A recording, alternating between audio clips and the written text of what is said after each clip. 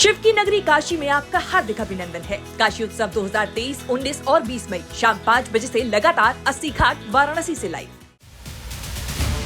फिर शुरू हो गई है सियासत नोटबंदी पर।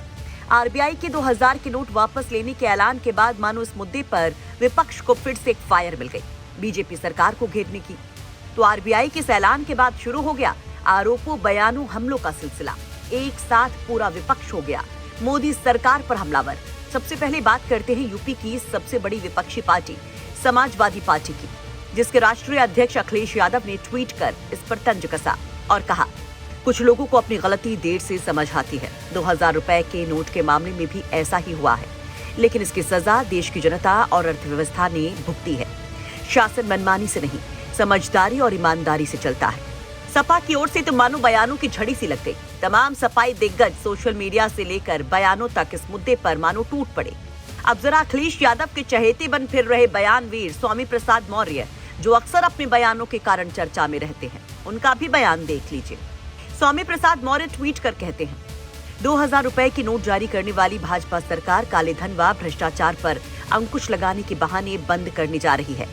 क्या बीजेपी बताएगी कि केंद्र और तमाम प्रदेशों में बीजेपी की ही सरकार है, तो इतने कम समय में इतना बड़ा भ्रष्टाचार एवं काला धन संभव कैसे हुआ?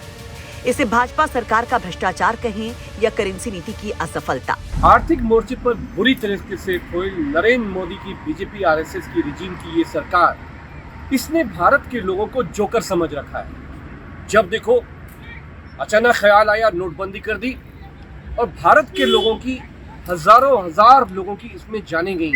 अब दोबारा से 2000 की नोट को बंद करने का फैसला लिया गया है। तो क्या इस देश की जनता को नरेंद्र मोदी जी को बताना पड़ेगा?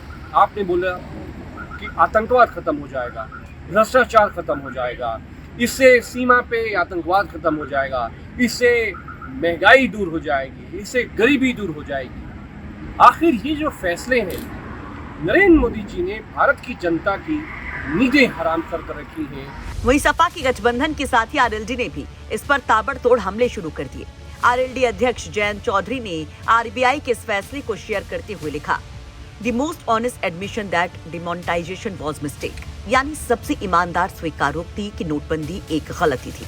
वहीं प्रवक्ताओं की भी भीड़ अब मोदी सरकार को कोसने में लग गई है। केंद्र सरकार का 2000 रुपए का नोट बंद करने का निर्णय जन विरोधी है।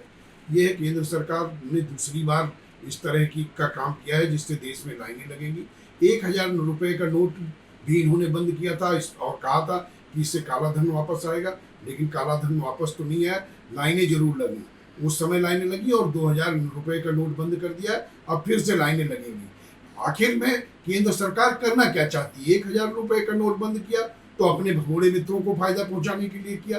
अब 2000 नोट का रुपए का नोट बंद कर रहे हो, तो इससे किसको फायदा पहुंचाने की बात हो रही है? विपक्ष के हमलों के बीच बीजेपी के नेता इस फैसले को बड़ा अहम और जनता के हित में बताते हैं। अब डिप्टी सीएम केशव प्रसाद मौर्य का ये ट्वीट ही देख लीजिए। केशव प्रसाद मौर्य ट्वीट कर कहते हैं, नोटबंदी की घोषणा के बाद अब रिजर्व बैंक ने 2000 रुपए के नोट वैध बनाए रखते हुए 2000 नोट वापसी, नए नोट नहीं छापने की खबर से काले धन वाले घबराएंगे। प्रधानमंत्री नरेंद्र मोदी के भ्रष्टाचार मुक्त भारत बनाने को बड़े और कड़े कदम उठाने का स्वागत है। तो केशव प्रसाद मौर्य इस फैसले को भ्रष्टाचार पर बड़ा वार बताते हैं। अब आपको ये भी बता देते हैं कि आखिर इन नोटों को वापस लेने के अपने ऐलान में आरबीआई ने क्या कहा। आरबीआई के मुताबिक 2000 रुपए के बैंक नोट नवंबर 2016 में जारी किए गए थे। इसका मकसद उस समय चल रहे 500 और 1000 रुपए के बैंक नोटों की वैधता खत्म करने के बाद अर्थव्यवस्था की करेंसी की जरूरत को तेजी से पूरा करना था। दूसरे बैंक नोटों की पर्याप्त मात्रा में उपलब्धता के बाद 2000 के बैंक नोट जारी करने का मकसद पूरा हो गया था। इसलिए 2018-19 में 2000 के बैंक नोटों की प्रिंटिंग बंद कर दी गई थी। अब आरबीआई ने 2016 के नोटबंदी के बाद जारी 2000 रुपए के नोट को वापस लेने का ऐलान किया है।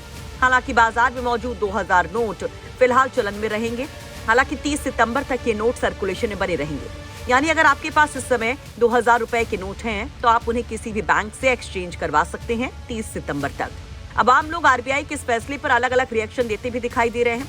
कुछ लोग इस पर तंज कस रहे हैं, तो कुछ लोग फिर 2016 की नोटबंदी जैसे हालात बनने की बात कह रहे हैं।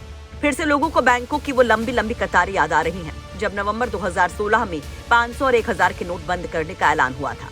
खैर, आप इस पर अब क्या कहेंगे? अपनी राय कमेंट बॉक्स में जरूर रखिए। लखनऊ से शिल्पी सेन के साथ आशीष श्रीवास्तव की रिपोर्ट, यूपी तक।